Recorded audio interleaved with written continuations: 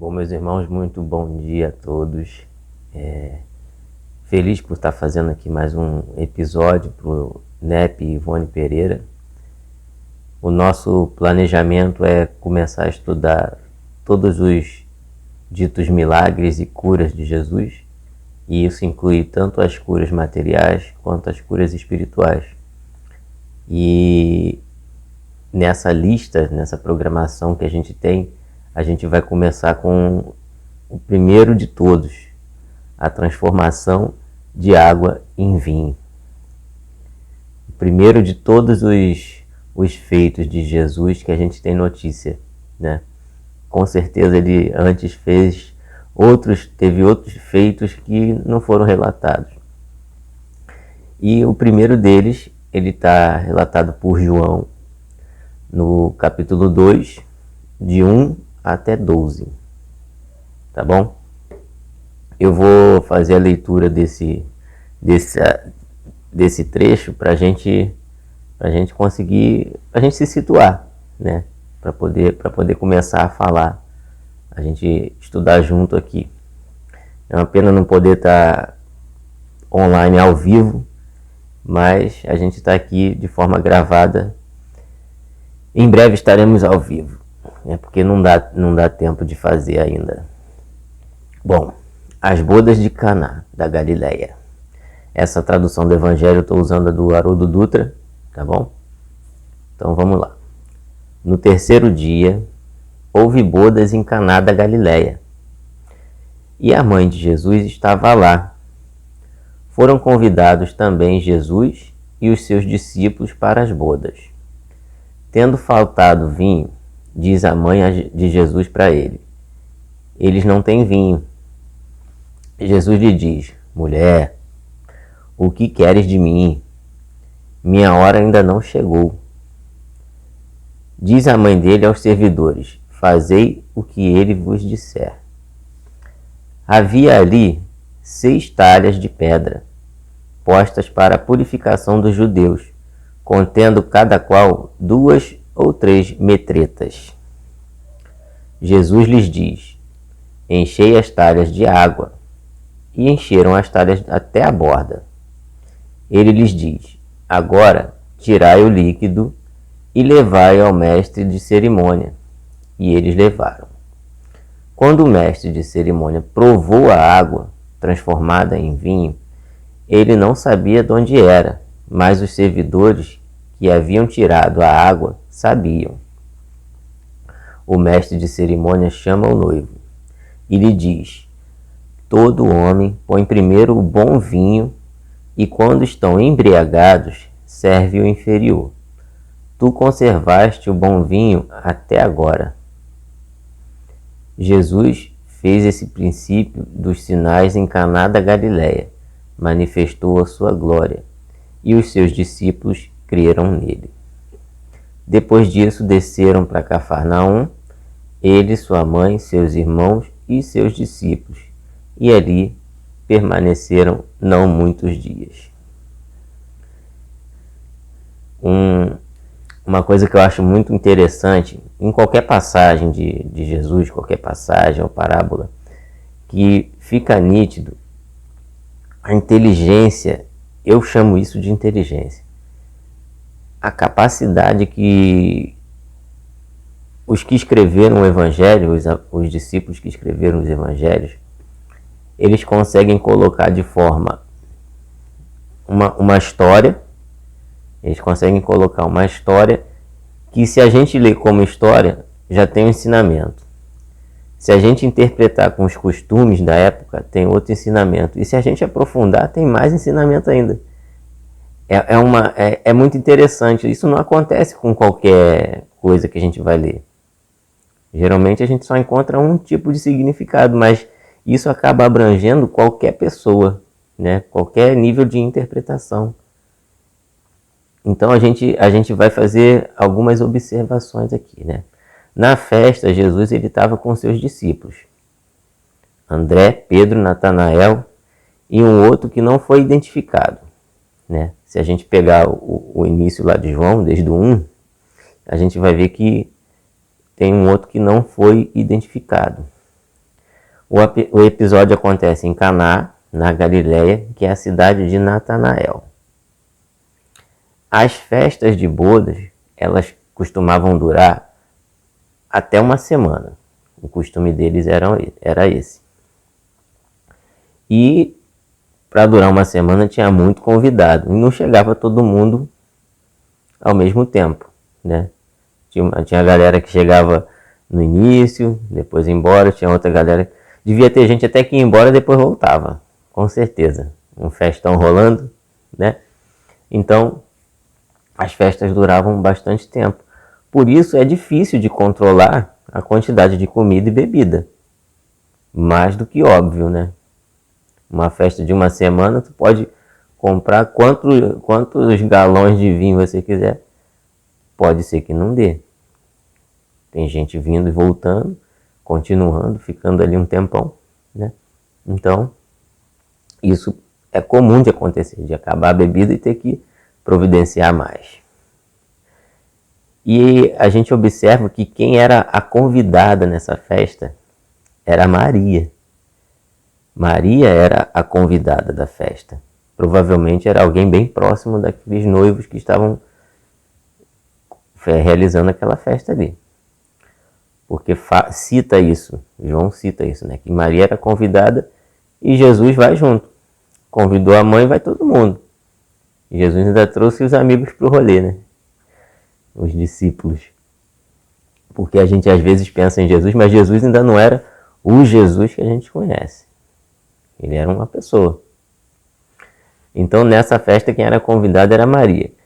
E a gente vê que ela era bem próxima por causa da preocupação dela com o vinho. Parece até que ela que estava tomando conta. Não é mesmo? Parece que se você é só um convidado comum, você não vai chegar e correr atrás para providenciar mais bebida que acabou, né? Isso fica por cargo de quem é responsável por isso. E Maria estava responsabilizada por isso, né? Se responsabilizou por isso. Então ela provavelmente era alguém bem próxima da família do noivo ou da noiva, de um dos dois. E aí a gente começa, né? Quando Maria vai até Jesus e fala que o vinho acabou, ele vai e responde para ela: que importa a ti e a nós com isso? Na tradução de Haroldo, como é que ele botou aqui? Cadê? Mulher, o que queres de mim? Né? Parece uma pessoa bem comum perguntando: o que você quer que eu faça? Acabou. Né? Não sabe que minha hora ainda não chegou? E eu fico pensando, para ele falar assim, não sabe que minha hora ainda não chegou, Maria sabia o que ele teria que ser feito, o que ele teria que fazer. Não é? E quando ele fala assim: mulher, o que você quer de mim? Minha hora ainda não chegou. Verdadeiramente é o ato de um filho falando com a mãe. Um filho comum, né? Um filho obediente que parece perguntar: tá bom, mãe, o que você quer que eu faça? E não era uma falta de respeito falar assim: mulher, o que você quer comigo? É como eles se tratavam naquela época. Mulher era como se ele estivesse falando: sim, senhora, o que você quer? Era um ato de respeito falar desse jeito, mulher. A gente hoje parece estranho, né? Mas era um ato de respeito. Era uma palavra usual naquela época. Era uma atitude de respeito isso. Então a gente pode mudar esse mulher para senhora. Por isso, logo assim que ele pergunta, as mães de hoje, né? Claro, não dá para comparar, mas as mães de hoje, se o filho vem: mulher, o que tu quer que eu faça? No mínimo vai cantar uma havaiana, né? Uma palmadinha, dependendo da idade da criança, que é errado, mas só para a gente descontrair um pouco. Então, logo que ele pergunta, Maria já chega e vai: servidores, o que ele pedir aí, manda fazer, não é isso? E aí desenrola o restante do texto. E aí a gente já pode tirar algumas coisas desse trecho aí. Quando Jesus diz para Maria que ainda não é a hora dele, a gente percebe que ali ainda estava sendo o filho dela. Ainda não tinha iniciado aquela trajetória toda que a gente conheceu do Jesus histórico, né? Então, apesar de já ter ali alguns seguidores dele, né? Aqueles 4 que estavam lá com ele, estavam ali porque Jesus foi convidado, estava indo para lá e foram junto, provavelmente. Ninguém foi para lá para fazer nada de diferente disso, né? Então, ainda não era o Jesus que se tornou conhecido posteriormente ali. Maria, ela não viu nessa resposta de Jesus o que ele realmente queria dizer.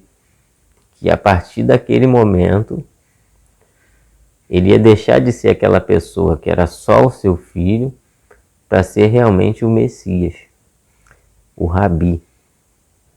Aquele Rabi tão esperado por aquele povo. Por isso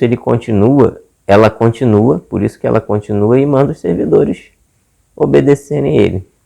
Então Jesus manda encher as talhas, né, que era o local onde colocavam essa água para purificação, e enche a talha de água, né, e faz aquela transformação. João diz que cada talha cabia 3 metretas, palavra diferente, né? E metretas ali, 3 metretas, 3 metretas equivale a mais ou menos 120 litros. Então, 120 vezes 6 ia dar bastante vinho, né? A galera ia gostar bastante disso. Depois que os servidores encheram as talhas, e atente-se a essa palavra, até a borda, né?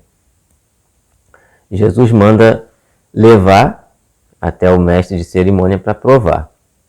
O mestre de cerimônia se admira pela qualidade do vinho e faz uma observação de que o vinho melhor costuma ser servido no início da festa, mas o noivo deixou para o final, depois que já estava todo mundo embriagado. E aí a gente começa a fazer mais observações aqui. Enquanto nos evangelhos sinóticos, os feitos extraordinários de Jesus, eles são denominados como milagres, ou então coisas maravilhosas. Em João não chama de milagres, João chama de sinais. E isso faz um pouquinho de diferença. João fala que são sinais. Então, sinais ou pode ser traduzido também como eventos que têm um significado especial. Não é milagre, como traduzidos nos outros evangelhos. Então, nós temos que tentar entender que sinais são esses que João está querendo mostrar para a gente. Ele deixou para a gente entender no futuro, né? Que sinais ou eventos são esses que João tentou mostrar. Para isso, a gente precisa buscar o significado desses elementos contidos no texto de João. A gente já viu aí que tem as talhas de pedra, o vinho bom, o fato de encher elas até a borda com água, até transbordar. Isso tudo tem um significado. E o vinho bom é aquele que é o mais recente, antes dele começar a fermentar. Então, vamos guardar essa informação. Então, esse vinho que o mestre de cerimônia provou e que depois seria deixado na festa, é aquele vinho novo, que chamam de vinho bom, que acabou de ser feito. Então, o vinho novo, ele representa a boa nova também. E a gente vai ver isso por quê? Que a gente pode ver isso em Mateus também, que em Mateus ele fala assim, quer ver? Eu, porém, vos digo, não mais beberei a partir de agora deste fruto da videira, do vinho, até aquele dia em que beba convosco vinho novo no reino de meu Pai.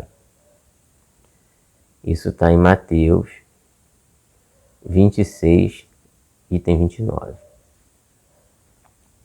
A água, meus amigos, é o líquido essencial da vida. Por esse motivo, aquele renascer da água e do Espírito, e por sua escassez na Palestina, era muito mais valorizada. Era uma coisa muito valorizada. Nas bodas, Jesus enche 6 talhas de água e transforma toda essa água no vinho, né? Transforma essa água em vinho novo, em ensinamentos. Esse ensinamento ainda não virou conhecimento. A gente pode perceber isso quando Jesus pede. Quando Jesus pede assim, e ele diz, agora tirai o líquido e levai o mestre de cerimônia. E eles levaram. Os servidores encheram aquilo de água, a talha até em cima de água. E Jesus manda levar até lá. Eles pegam o líquido e dão. Só quando o mestre de cerimônia vai beber, que percebe que aquilo é vinho. Nem os servidores sabiam que aquilo já era vinho. Imagina a cara deles quando o mestre de cerimônia fala que é vinho, né? Isso fica claro no Evangelho. O vinho só é percebido quando ele é provado pelo mestre de cerimônia.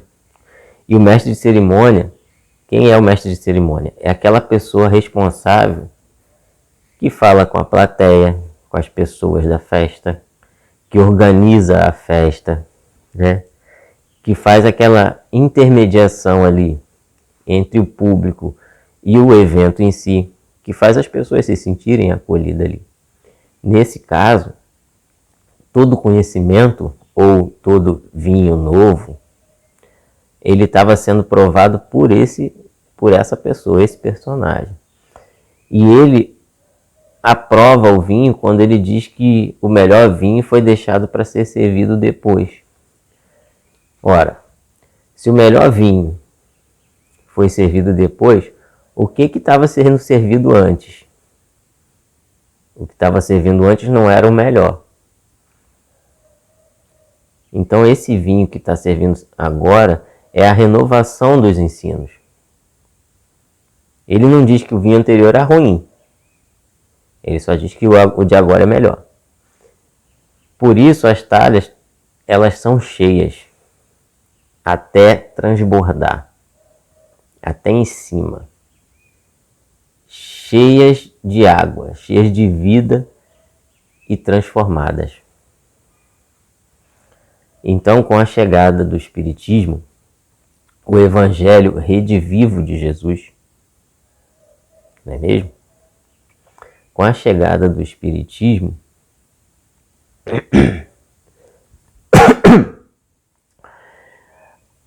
a gente passa mais uma etapa, a gente sobe mais uma etapa.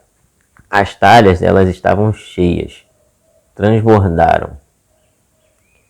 Os ensinos já deturpados já estavam secando quase por completo as antigas talhas, assim como na época de Jesus. A Boa Nova, que veio sendo deturpada, que veio sendo alterada, esvaziou as talhas do conhecimento. Foi preciso enchê-las de vida novamente, e enchê-las de vida com o Espiritismo. Ele transformou, o objetivo dele é transformar essas águas que a gente está enchendo de novo em conhecimento. Assim, também a gente vai encontrar lá no Salmo 104, no item 15. E o vinho que alegra o coração do homem e faz reluzir o seu rosto como azeite, e o pão que fortalece o seu coração. Onde o vinho é o conhecimento, é o vinho bom, que alegra o coração do homem. E o pão, que é o principal alimento do povo hebreu, né? Todo mundo, o pão é muito importante na cultura do povo hebreu. É o alimento que faz crescer, que faz desenvolver.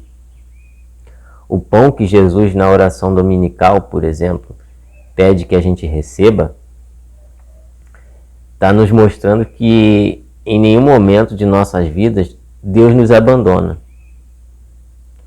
Nem de alimento físico e nem de alimento espiritual. Esse pão que fortalece o coração da gente. Esse alimento que faz a gente crescer espiritualmente, de uma forma metafórica falando, né? E aqui, mais uma vez, a gente vai encontrar um significado bem interessante para coração. Para os judeus, existe um termo chamado Binah Belev, que significa coração inteligente. Uma tradução bem livre. Os sábios judeus, eles falam da inteligência no coração, que quer dizer o coração inteligente, o Binah Belev, que quer dizer que o intelecto ele só tem validade quando as decisões passam pelo coração. Interessante esse pensamento, né? A razão pura, ela é fria. Ela não tem uma humanidade. Para ela ser humana, ela precisa passar pelo coração, onde vai encontrar compaixão, perdão, compreensão. Entendeu? Então, nossos vídeos aqui são bem rapidinhos, né? Para concluir, Jesus, quando transformou a água em vinho, ele transformou as antigas crenças. As crenças deturpadas pelas pessoas, já esvaziadas de vida. Quando uma crença não está mais fazendo sentido, a gente se sente vazio. Então, essas crenças já estavam esvaziadas de vida, porque não era mais suprida pelo pão de cada dia. Não estava mais sendo suprida, não estava mais suprindo a forma de crer naquela época. Ele encheu as talhas novamente de água e transformou esse conhecimento. Conhecimento esse que somente com o Espiritismo nós fomos capazes de provar, de ver transformado realmente em vinho novo. O vinho que nos modifica sem nos embriagar. Porque esse vinho novo tem uma característica. Quando a pessoa colhia uva, naquela época, e jogava naquele lugar preparado para pisar as uvas, aquele primeiro líquido que saía é esse vinho novo, ainda sem fermentação. E a uva fermenta muito rápido. É esse vinho novo, sem fermentação. E sem fermentação não embriaga. É praticamente um suco de uva, né, da fruta. Então, o vinho que nos modifica sem nos embriagar, modificando o homem velho. Hoje, como espíritas e praticantes do Evangelho, nossa missão é manter essas talhas cheias. É dar de beber o conhecimento que Jesus nos trouxe. Que a gente saiba fazer isso da melhor maneira possível. Muitas vezes nós somos esses servidores que estão enchendo a talha de água, mantendo essa talha cheia. E quando as pessoas que realmente já estão preparadas para serem modificadas, provarem dessa água, vão ver que é o vinho bom. Muitos de nós só estão enchendo a água, sem saber que é vinho. Outros já sabem que é vinho. Muitos ainda estão só carregando a talha. Mas cada um tem o seu momento. Cada um tem a sua parte nessa grande boda, nessa grande festa que é o reino do céu. Então que possamos sempre trabalhar em nós para provarmos esse vinho bom, para mantermos essas talhas cheias. Eu agradeço por mais essa oportunidade, agradeço por vocês estarem me ouvindo, que a gente possa ir para o próximo episódio tranquilamente na semana que vem. Tá bom? Muito obrigado a todos. Até o próximo.